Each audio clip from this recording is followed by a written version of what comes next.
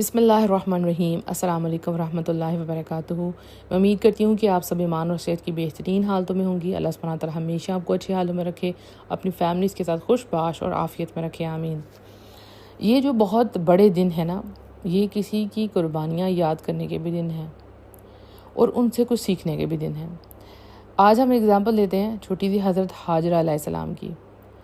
حضرت ہاجرہ علیہ السلام اور ان کا بیٹا حضرت اسماعیل علیہ السلام، اللہ کا حکم ہوتا ہے، بیک گراؤنڈ آپ کو پتہ ہے، صرف آپ کو یاد کروانا ہے۔ اللہ کا حکم ہوتا ہے حضرت ابراہیم علیہ السلام کو کہ اپنے بیٹے کو، اپنی بیوی کو چھوڑا مکہ۔ ایٹ دیٹ ٹائم مکہ کیا تھا؟ اٹ واز اے ڈیزرٹ، یعنی وہ ایک صحرا تھا، وہ بیابان تھا، وہ آباد نہیں تھا، وہاں پانی نہیں تھا، کچھ بھی نہیں تھا وہاں پہ، اور اللہ کا حکم ہوتا ہے کہ اپنے بیوی اور اپنے بچے کو وہاں چھوڑاؤ۔ اللہ اکبر! ایمان، توکل اور پھر فرما برداری۔ حضرت ابراہیم علیہ السلام کے اندر سب کچھ تھا۔ حضرت ابراہیم علیہ السلام نے فرما برداری کی، اللہ کا حکم مانا۔ نمبر 1 امپورٹنٹ تھنگ، اللہ کا حکم ماننا۔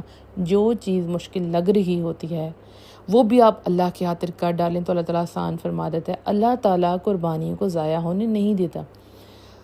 ہر انسان کے لیے اس کے لیے فیملی میٹر کرتی ہے۔ خاوند کے لیے اس کی بیوی اور اس کے بچے، ان کی سیکیورٹی، کہ وہ سیف ہیں کہ نہیں سیف، ان کے پاس کھانے کی چیزیں ہیں کہ نہیں، ان کی فرسٹ پرائرٹی یہ ہوتی ہے۔ اور اللہ کا حکم آتا ہے اور وہ اللہ اکبر کر کے ان کو وہاں چھوڑاتے ہیں۔ یہاں سے ہمیں کیا سیکھنے کو ملتا ہے کہ کچھ احکامات ایسے ہوتے ہیں جو ہمارے نفس کو اوبے کرنے میں ان کو مشکل ہو رہی ہوتی ہے، وہ ہمارے اپنے لیے خیر کے لیے ہوتے ہیں۔ سپوز آپ کی نماز ہے، اب آپ بہت تھکے ہوئے ہیں، لیکن اللہ کا حکم ہے کہ نماز نہیں چھوڑنی۔ آپ اس وقت دل بھی نہیں آپ کا کر رہا، لیکن آپ اپنے آپ کو زبردستی اٹھاتے ہیں۔ ہو سکتا ہے بہت اچھی نماز بھی نہ پڑھی جائے، لیکن آپ کو پتہ یہ میری فرسٹ ڈیوٹی ہے، میں نے یہ کرنی ہے۔ اس وقت انشاءاللہ آپ کو بہت ثواب ملے گا، کیونکہ آپ نے اپنے نفس پہ کنٹرول کیا، تھکاوٹ ہے، آپ کہتے ہیں اوکے مجھ سے پوری نماز نہیں پڑھی جاتی، میں فرض یہ ادا کر لوں، لیکن اللہ کا حکم ہے۔ وہ حکم آپ کی اپنی بہتری کے لیے تھا، ٹھیک ہے؟